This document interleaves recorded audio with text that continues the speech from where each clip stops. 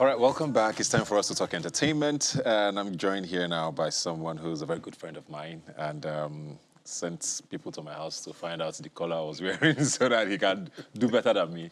It's all right. Stan Nza is here with us. How are you doing? Very well, thank you. How are you? Happy New Year. How are you saying? How are you doing? You're doing very well. I don't need to ask that. I mean, social media makes it very easy for us to sort of see, and every time I see you, whether it's in person or on social media, it's this same look on your face.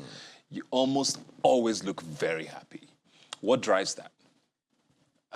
Happiness is, you have to decide to be happy. I always tell people, you cannot determine what life gives you as such, but you can determine how you react to what life offers you. Whether it's how people react to you, what people do to you, jobs you get, opportunities you get. I mean, you can always decide how you want to go through those opportunities and make the best out of it. Yeah. They give you food for sale, they don't give you. Be happy. And Nollywood is treating you well? Absolutely. Yeah. Are you surprised or what's the other word now? Content enough where you are? I'm not surprised, but of course, for every step, you know that this is something you've always believed for. You know how you're not sure when it's going to happen. We all come into the industry and we're saying, in 2 years' time, 3 years' time, maybe that this job I could do, it will blow me. And I've sort of done films I thought, okay, it might be this one. And it comes out, nobody's even talking about it. And you are hoping that you will get an award from it. Nobody even asks you whether you do film. And you're thinking. And some other ones you didn't really look at will be so great. And then it comes out and it's a boom. So it's been a journey of being hopeful every step of the way.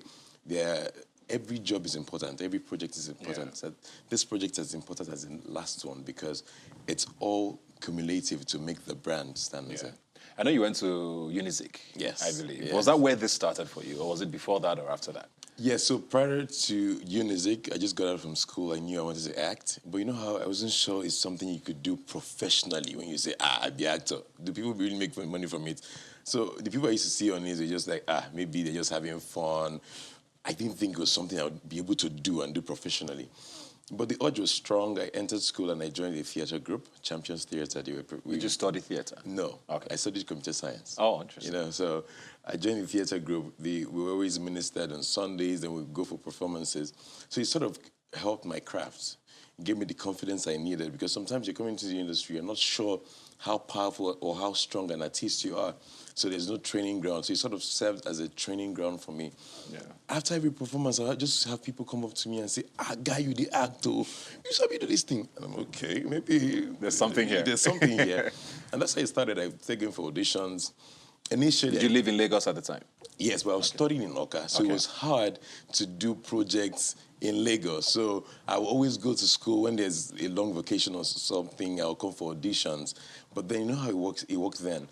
If you're not the star, nobody's telling you when they're starting the project. Exactly. You have auditioned. So you better be around. We are going to use you. And then I'm in school someday. A PM calls me in the evening. You are on set tomorrow. I say, which set? How do I do it? So I lost a lot of jobs until I was on my industrial training, 2009. That was when you got your first role? Yes. What movie was that? It was a small TVC. It was a private sector. It was a small role. Okay. I was a brother to the lead character. I think I had about 3 scenes. And those 3 scenes are those scenes that if you're not really watching the TV very well, so it's literally waka pass. Maybe that's not a sit down pass. Sit down. You go deep, whoever go pass you. But it was good. It was a good opportunity. Okay, so from 2009 the journey started. Absolutely. When do you feel like you decided to, okay, this is actually what I'm going to do? Was it as soon as you left school? So before I left school, I already knew. Okay. So as soon as I started getting jobs, I just knew that this was what I wanted to do for the rest of my life. And because of the recommendations I was having and how fulfilling it made me feel, I just knew I wanted to do it. I didn't know how it was going to happen.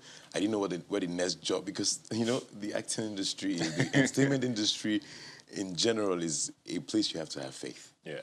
What was the hardest part of breaking? Because getting your first role is one thing. Breaking in is a whole other conversation.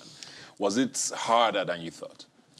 Absolutely. I think it was, because I was, in my head, I'm quite talented. I do the guy with a good voice, good looks, 1, 2 jobs, people will start using you. It didn't happen like that. I had dry times, dry moments. I had years where nobody was saying anything. Somebody saw me on set one day. think it was 2015. And at this time, I was already shooting. And he said, guy, what did they do? You did, I say, they suffer. Hey, You know, I mean, so I try package. You know how, but you know how sometimes you cannot tell. You're attending, you do like 200 auditions in a year, and you probably do like 3 or 4 of those jobs, and the cycle just continues. So, but 2015, I'd like to say it was like my defining year, because that was the year I made my first film as a producer. Okay. Those roles that people were not giving me, I said, okay, let me even try and give myself and see if other people will see this thing I see. Yeah. And it wasn't bad drop at the time. And then did some really juicy roles. Did the first film that went to the Toronto International Film Festival, Just Not Married. And then people started to take me seriously. Yeah. You know how people didn't used to see you before. There's something here. So I think that was the year it sort of just started. Yeah. The ball just kick rolled. And so I want to talk Rattlesnake now, because Rattlesnake was a very emotional conversation for a lot of us. You know, we first heard about living in bondage. Everybody was like, don't touch it, don't touch it, don't touch it. It came out, we were like, okay, not bad. Then Rattlesnake, it was a whole other conversation, because, you know, that was, at the time, I mean, anybody who's around your age has an emotional connection to Rattlesnake. Yeah. How did you get that role, and how scared were you to take on Ahanna? Because I walked into the cinema that day and I'm like, this guy better not ruin this thing for all of us. Yes. You know? So that was my fear. Yeah. For Living in Bondage, I'm not going to say it was easier, but it's a sequel. The characters are characters in the former film, and people so play. they're completely new roles. They're completely new roles. But I was playing a really iconic character, something that a character that people have loved. You know, anybody that knows Nollywood knows the character Ahanna. They know the guys, even though Okechukwu Igwe is no longer in the country, but they remember him from just that one film. And I'm like, okay, how do I keep this character alive? Because you don't want to now ruin people's childhood memories. That was my fear. Yeah. But I had to, so as soon as we started, I got the role. Of course, it was during the lockdown. Judy Dawudu, who was the line producer on the film, sent me aside, said, we're casting for Rattlesnake. She called me one day, we're casting for Rattlesnake. Hush, hush, you're not allowed to tell anybody. We'll send you aside. Back and forth videos, because we couldn't do physical auditions until the later stages. Eventually, I got the role, to call long story short, and then I became jittery. I was freaking out. How do I keep this standard and even more? Yeah. And then I started rehearsing. I think Ramsey just helped me do it, because, of course, I was working with a director I trusted. So I knew that this guy has got my back. Yeah. So with him sharing the vision of the film to me, and always just saying, calm down, we got it, we got this. Yeah. Just sort of relaxed. So I think preparation helps as well. So once we started rehearsing and started interacting with the other actors on the project, and we started bonding, I decided not to keep the bar at what the other actors had done before, and just perform and be true to this character, Ahanna, as to trying to supersede what people had done before, or thinking of what they had done. Because I saw the first film, and I thought it was good, but I said, this is 2020. Yeah, you have to up it. Yeah, we have to up it. It has to be better. So that's and yeah, the feedback was pretty good. A lot of the reviews were good. And I remember seeing it with a couple of ladies. Yeah. And I heard a lot of, why no bad? You know, it definitely brought a different sort of attention to you on social media, in person, to your career as a whole. Yes. You know, how did you handle that? So, it's 2020. I go to my DM. It is full. It is full. But of course, it's one of the things that come with the project, or good work. People appreciate your work. People appreciate you as a person and want to probably meet you in person. And so it's just increase in fan base. It's a new level for me. I'm not used to it, but it's something, of course, I've been preparing for. Of course, prior to Rattlesnake, I'd done really good projects that people knew about, and people have recommended me for too. I've done really good TV films that a lot of people saw, maybe not as much as the people that saw Rattlesnake, but yeah. So it's something I've constantly just prepared for, and I try to manage well. I mean, I cannot reply to everybody on social media or thank everybody that gives a compliment, but I'm connected to you guys. So, I mean, the ladies are phoning and all of that, you know, there's a whole new fan base. Yeah. And then last year, boom, we saw wedding pictures. You know. I'm like, what is going on here? You know, it was very shocking to a lot of people. You know, that was one, I think, weekend that people were like, is this real? Yeah, is it a this movie? Is it, role? I'm still waiting for the You trailer mean of the he was film. dating somebody? You know, why did you feel the need to sort of shield so much, you know, your relationship, considering the fact that you're in an industry where they Yeah. say oversharing probably helps even, you know, Okay. grow the career and all of that? Yes. So for me, I want my family. I know the last time I was on this show, I can't remember if you asked me about my relationship, but it probably a conversation that came up. I've always known that I would like my family, my private life to be my private life. Yeah. You know, even though you cannot be so private, but you can control the narrative. You know, it was even going to be under the wraps until I went for my honeymoon. But my wife is like, can we just post a picture so they will not think I'm marrying somebody's husband or we are marrying you know, or that the people will not post one picture where we are not looking our best. You know, let us control the narrative. And which is why I made a post just before. Yeah. I think it was the day before I went to the altar. How long were you guys together for? 3.5 years. 3.5 years. You kept that under wraps. People in the industry did not know. They A did not couple catch you on set. people that are close to us. Yeah. People that are really close to us. Then some people will say, I thought you were just friends.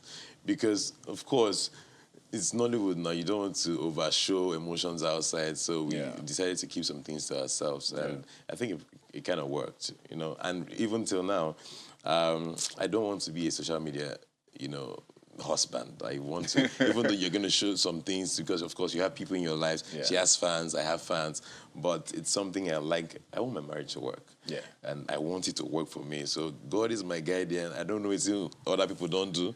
I mean, a couple of days to my marriage, I think a week to my marriage, I left social media.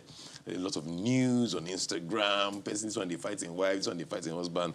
I was literally palpitating, like, Am I ready for this? Am I ready for this? You know, what are people doing? And I always tell my wife, these are people that felt they were really in love. Some people say we dated 7 years, we couldn't live 1 year together. And I didn't understand it. So you know what? I just switched to my God energy. If God was the person that created, if God is the creator of marriage, he knows marriage. So I'm relying on him to teach me. And that's basically the energy I've switched to. Yeah. So, I mean, you married her, she's in the industry as Yes. well, you know, and they always say, you know, actors, it takes a lot to marry someone in entertainment because your lives are so all over the place. You can be away on set for a month without seeing your family and all of that. So was it important for you to marry someone in the industry who understands, you know, what you do? Or did it just happen? No, very important. I've always said it that I was going to marry somebody in the entertainment industry. I wasn't sure if it was music, radio, film, but I knew there was somebody around my circle because it's important because it's a very delicate industry. You need someone that really understands. Yeah. You know, when you're out late, when she's out late, I know, and it's not an issue. Yeah. It's the nature of the job. So I know that it probably will also happen with someone outside the industry, but it's easier. And it's not a struggle to say, oh, I'm back by 1 a.m. and you'll be wondering, is there lipstick on it? No, it's the job. So it was very important to me. So did you guys meet on set? Of course, we've done films together. When you guys met? So she's the one that reminds me when we met. So we met at a film festival once. It was for Just Not Married, 2016. Okay. And it was just she said that she even hated me. She said, this girl with big lips, you don't even greet me well, you know? So she was bearer guy, like, what's all this one? You know? So I greeted her like every other person. But we met, she now said we met. Of course, I remember that day. It was my birthday, I think it was 2016 or 2017. We met I went to sell the film to a platform, and then she was there, and one of the aggregators was like, this guy too, they make films. You are producer. I'm like, they call the wine. Madam, give us role now. That's how we bonded. Finally, I now met her. I was filming in her estate. I met her. She was passing. She went to give her wig to a salon in the estate for them to straighten. She was going to go, and she was not in her best. You know how those days where you never even bath, you never. When she saw this, she said, "What's this boy doing here?" And that's how I saw her. I was like, my friend, where's your house? Oh, I'm coming for breakfast. That's it. Chai. I didn't even have the breakfast that day. I think because I was filming, so she now brought the breakfast to set. And I had it with a couple of my friends and, of course, the crew guys. Voila. 4 years down So the was line. it the breakfast that... Anyway, breakfast, all that things and ingredients and, you know. Were you worried, though? Because, I mean, you had just at least before you got married, you know, you had done Rattlesnake, you had become this sort of symbol for a lot of people, women especially, you know, for whatever reason. Yeah. And they always say a marriage might alienate these people. Did you think about, maybe I should hold on a bit? Did it ever cross your mind that this might probably affect your projectile? No, because even before Rattlesnake, I already knew I was going to get married to her. I was going to propose February last year. No, okay, this is a new year, February 2020. And then we came back with it, because we were in Dubai at the time, and we came back with this huge quarrel. You know how company like say, you know, everything else. So, but I knew that was the last straw. I just knew if we crossed this hurdle, I was getting married to her. So even when Rattlesnake came, when Rattlesnake came, she was even already my backbone, my pillar. She went through the journey with me and making sure that at least we prayed about the role, we got it. Yeah. The day she was even going to fight. Say, if I fight this man now, if even scatter within the spirits they do, you know? Yeah, so I just knew. So whether we did Rattlesnake or not, it wasn't going to change anything. Awesome. Congratulations, man. Thank you. It's very great news, and I mean, it's also a bold step for anybody, whether you're in entertainment or not. But away from that now, I know you are very, very, even on this interview now, you talk a lot about God. And it's something you're very particular about, your faith, your Christianity and all of that. A lot of people always struggle to reconcile, you know, when you're very heavily faith-based and you're an actor and they see you do certain scenes or, you know, do certain things in movies, you know. Do you often struggle with that? Is this something that crosses your mind about how you're able to balance, you know, your strong faith in God and, you know, being an actor that can take on any role? So for me, there's a strong balance. The reason I'm in this industry is God has put me here, you know, so I'm not going to forget where I'm coming from and just do anything. I'm an actor, however, and I will deliver every role I'm given to the best of my knowledge. I also will have the conversations with some directors, depending on the sort of roles I get. If I feel like at this point, I'm not in the right frame to bring this character to life, and it doesn't do anything for the audience that's going to be watching it, I wouldn't go on the project. So I'm very particular about the projects I take on. At a point, it used to be let's just be acting. Let's just make money. But now, I've had people say, Stan, if you're on it, I will watch it. So I'm very mindful of the kind of content I'm releasing and giving to people, which is why I started producing. So I just floated a new company, Love Story Studios. And what we tell are love stories. You know, love stories both from the God angle or the human. I mean, the gospel some people will ever read, the Bible some people will ever read. It's your life. Yeah. It's my life, you know. So, and he said that you do to the least of your brother, you have done to me. So it's a vertical it's a vertical and horizontal relationship. Yeah. As we look up to God, we look up to man too and relate with men. You know, so awesome. It obviously has affected the kind of roles I take and how I would bring some roles to life. Yeah, but you're confident enough to stick with your... Exactly. Awesome stuff, man. 2022, it's a brand new year. Anything we should be expecting from you? So I'm working on a couple of things. So from my new studio, we're working on a film I probably will not be able to talk about right now, but a couple of things, and we're developing. Will it be out this year? Yes, this year. So I'm very particular about material and storytelling. You know, I know that Nigeria probably Nollywood doesn't have the budget to blow a skyscraper or blow cars, and I feel like the strength of our movies, is in our stories. So I'm investing more in, you know, script writing, developing the script, and making sure it's worthy of, you know, the screen. And so that's the stage we are on now. We will get into production really soon, and hopefully, before the end of the year. Congratulations, man, on everything. I mean, this is only the beginning for you, hopefully. We hope to see a lot more of you. Plenty more. Winning plenty awards. Please. And making plenty money. You know. All the best, man. Thanks for joining us. Thanks for having me. We'll take another break and be right back. Please stay with us.